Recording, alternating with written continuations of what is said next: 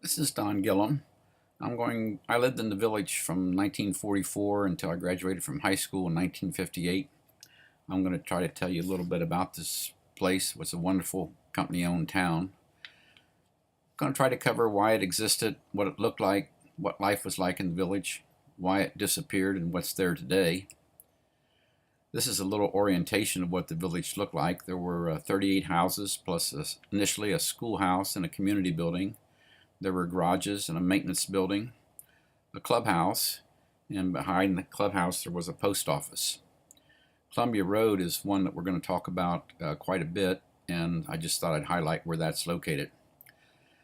In the early part of the 20th century, the race between supply and demand of electricity resulted in the constructions of several different power plants in the Cincinnati area. One of them was constructed at the intersection of Plum and Central, which would have been behind Music Hall. It was actually on the Miami and Erie Canal, so they could use it as a source of water for steam condensation. Since the plant was on the Miami and Erie Canal, it was right behind Music Hall. So this is what Music Hall looked like at that time with the canal behind it. In 1907, CG&E gets natural gas from West Virginia, and that's 183 miles away. But it makes them part of the Columbia gas system, which is a much larger company. That company put out a magazine called Hail Columbia, and a lot of the photographs in this presentation or talk are from that magazine. Now, by 1913, all the different power companies in Cincinnati and the surrounding area had been combined into the Cincinnati Gas and Electric Company, and this was the one of the power plants that we talked about originally on the canal. But in 1913 there was a flood, and so that ended all the canals and ended the water supply at the Plum Street Electric Station. So Cincinnati Gas and Electric then in 1923 buys 1,400 acres of land near the Indiana state line. In addition to building a power plant there, they also decided to build a company-owned village. North Bend's about 17 miles west of Cincinnati, and the power station and the village were down Briar Road. So the question is, well, why did they build a village? In the 1920s and 1930s, this was a long drive from Cincinnati. Cincinnati was located here. It's a long drive down to North Bend and then 4 or 5 miles out Briar Road to the power station. So what they wanted to do is they built a company-owned village in order to get employees to move to this remote area of Hamilton County. These are some original movies of the road being constructed. They're kind of interesting, these old movies. They had accidents in those days, like we do now.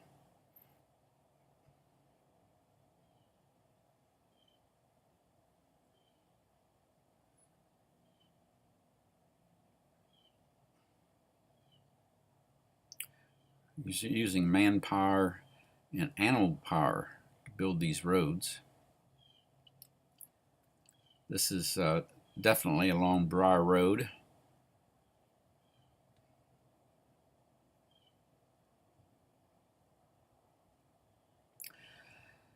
The houses that they said were going to be built, there was going to be a clubhouse, which we showed you on the map before, a superintendent's home, one duplex, some brick homes for some of the management, and some smaller homes for the workers.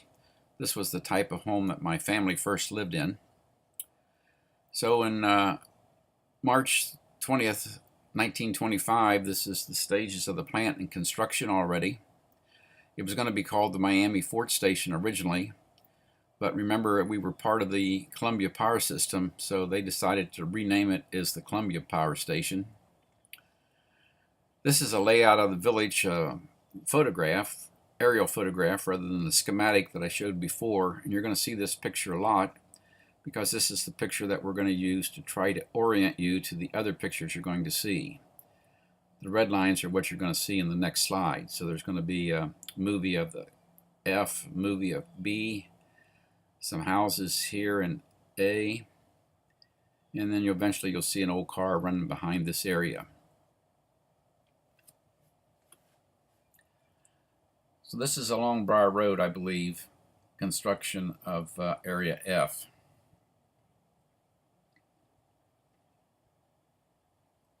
And these are definitely the houses in Area B.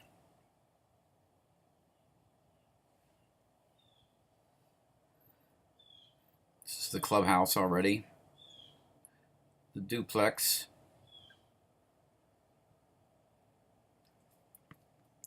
All the buildings, all the homes were a little bit different. They weren't just all looking the same.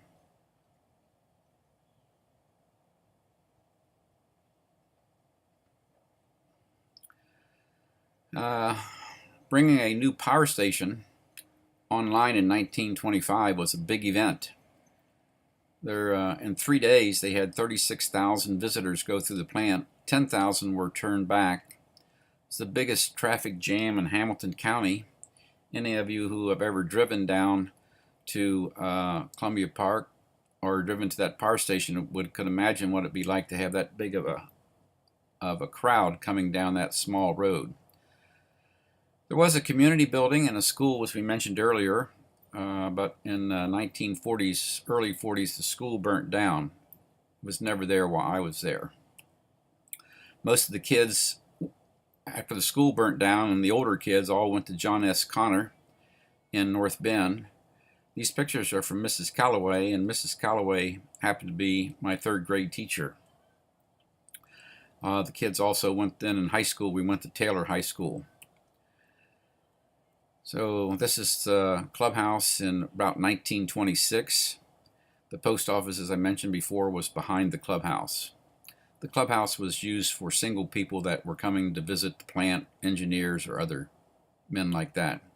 It had a bowling alley, billiard tables, lounges, a laundry, kitchen. So it was a very nice place. This next picture is looking down this way. This happens to be my 2 aunts. My mother's in the middle. Her name was, like most people called her Sis. Her name was really Mary. But the purpose of this is to show that people were living in the village while other houses were being constructed.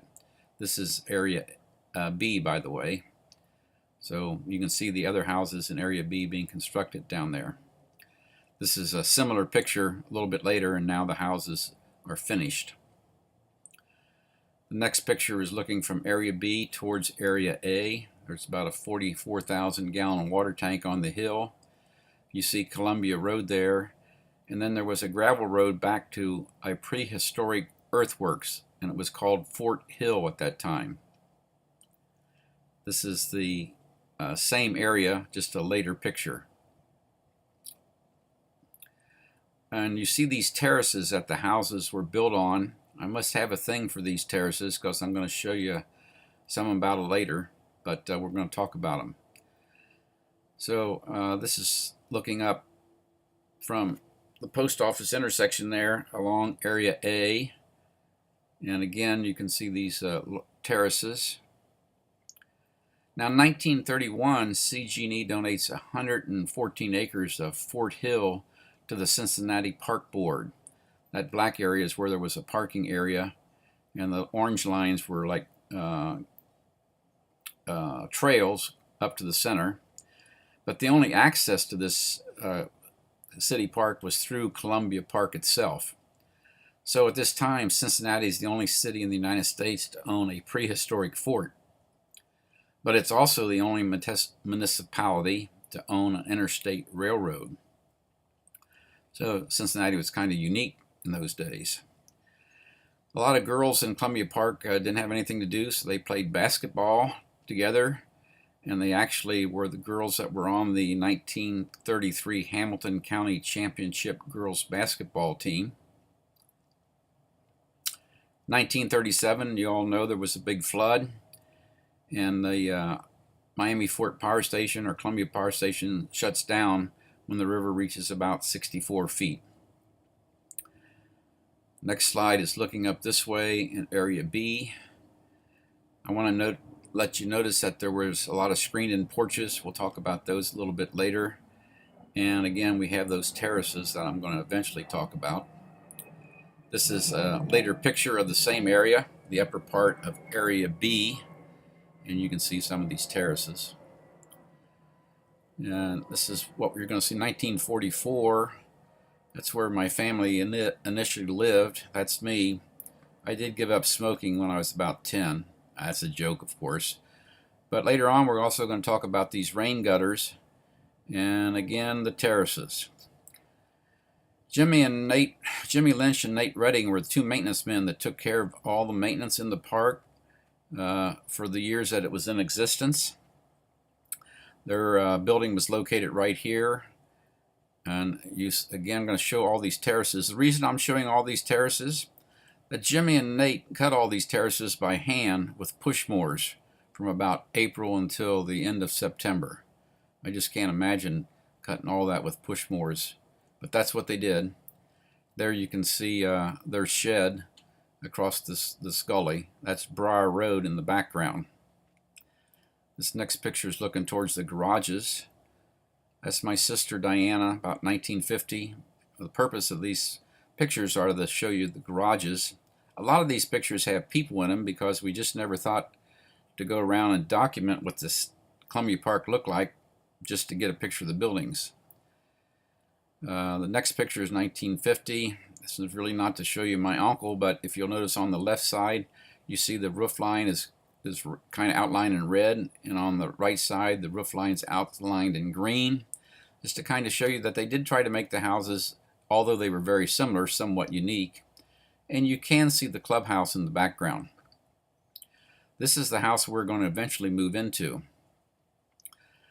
Coal was delivered, and Jimmy and Nate loaded coal into the coal bins until they got to be using pulverized coals and used stokers to feed them into the furnaces. Some houses eventually went to that in the 1950s.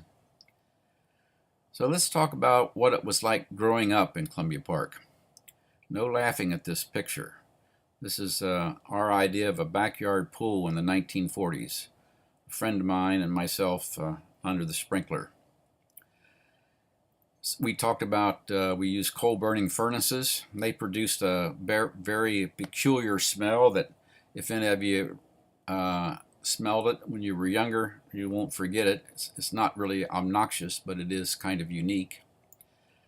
There was parties there. We had parties. This is some of the people that were at a party at my mom and dad's house, and it was a good time.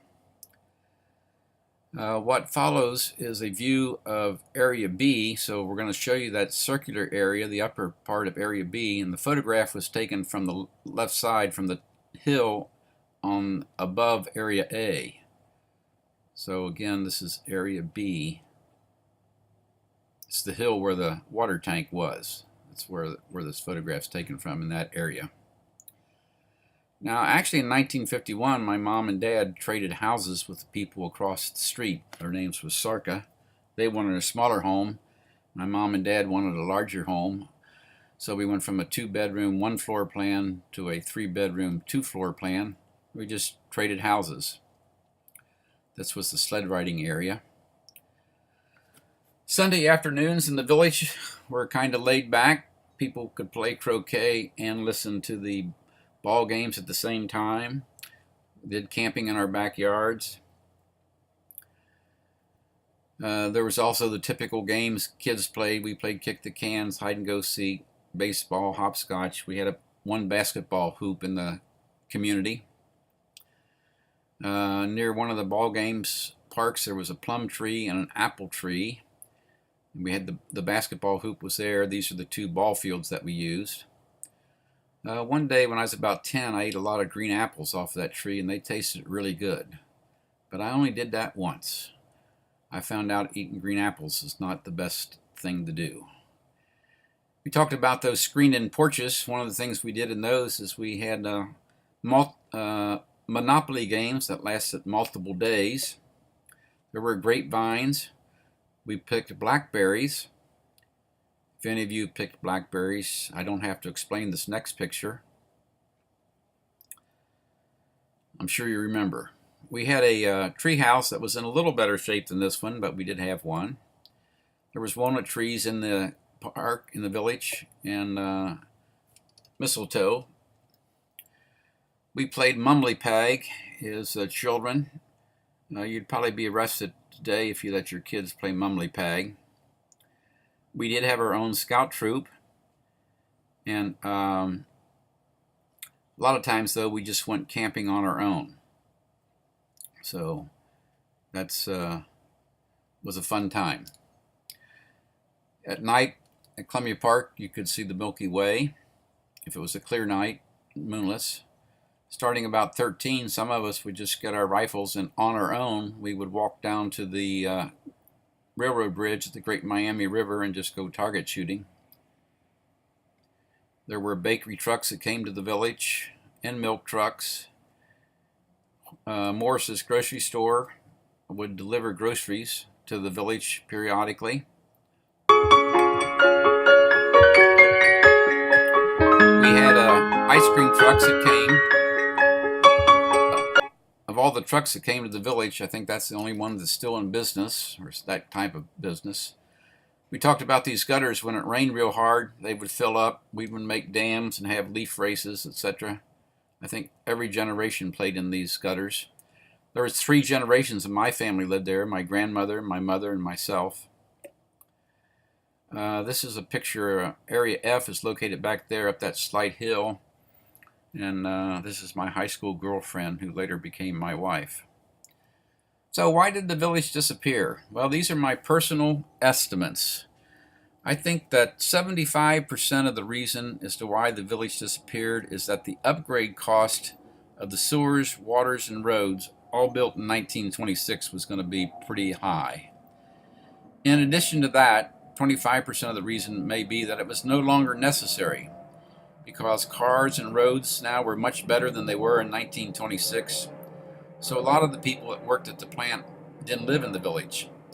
And also, as you might expect, some of the employees not able to live in the village may have been jealous. The question is, could it have survived without CG&E sponsorship? I don't think so, because the upgrade costs and the ongoing maintenance would be too much for 38 working class families. So when the village was closed in 1958, some of the houses were moved. They were moved up to Briar Road. There's 5 that we know about. I think in the one in the lower right-hand side that is circled is the one that I initially lived in as a child. About 1980, the people who lived in Columbia Park started having reunions. And there's several newspaper articles. You can see that most of us thought it was a utopia as far as a place to live. I showed you earlier this picture of the 5 girls that were on the 1933 champion Hamilton County basketball team. This is those 5 ladies 49 years later. In 2009 was the last reunion we had. That was the 50th reunion, meaning the 50th year after the park closed. We had about 25 reunions. So I'm just, we got at least 2 generations here. And how great is a place that causes 2 generations, those that were still living anyway, to remember it 50 years after it closed. It was really a wonderful place to grow up. And let's talk about Columbia Park today. Well, in 1965, CG&E donates another 640 acres to the Miami Fort Park. They purchase another 117 acres with private donations. This is the area where the Shawnee Chief Blue Jacket used as a lookout. So Miami Fort Park had its name changed to Shawnee Lookout. It encompassed about 1,156 acres. Oxbow is right next door to it. Columbia Terrace area and Shawnee Lookout would have been located right here. If you go to Shawnee Lookout now, you can drive to an area called Columbia Terrace, and that's where it is in relationship to the village that was there, Columbia Park. This next slide is if you're driving to Columbia Terrace along the road, this is what it would look like across this land. This is where the houses were located, and so the houses would have been located right here when Columbia Park was going concern. There are some remaining remnants. you're going to see these steps in this intersection, the yellow line going back to the post office, the blue line, excuse me, going along in front of the clubhouse, and Columbia Road, the red line. So this is a picture, I think, in 2016 of the steps that were still there, and you could still find these three roads, the intersection of these three roads. This was retaining walls built in Area F. I think they're going to be there for a long, long time. They were really well built in 1926. This is the stone wall that went up to the superintendent's house. I don't know whether the park system has torn down that wall or not. This is a fireplace my dad built in August of 1955. You can see the clubhouse again in the background, but this is the same fireplace in 2016. I was able to find it. We're hoping that the great parks of Hamilton County will do something at Shawnee Lookout to preserve the memory of Columbia Park. If not, our historical memory of Columbia Park will eventually disappear completely. I want to thank all those who shared pictures. I tried to give credit to those that I knew about. To Terry Simpson, who has made Columbia Park presentations for years, and to Julie Schleselman, who did a master's thesis documenting Columbia Park's existence and the prehistoric and historic significance of the area. Also, History in Our Own Backyard did a show called The Ghost Town of Columbia Park. And again, if there are any errors in dates or names in this presentation, they're mine alone. Thank you.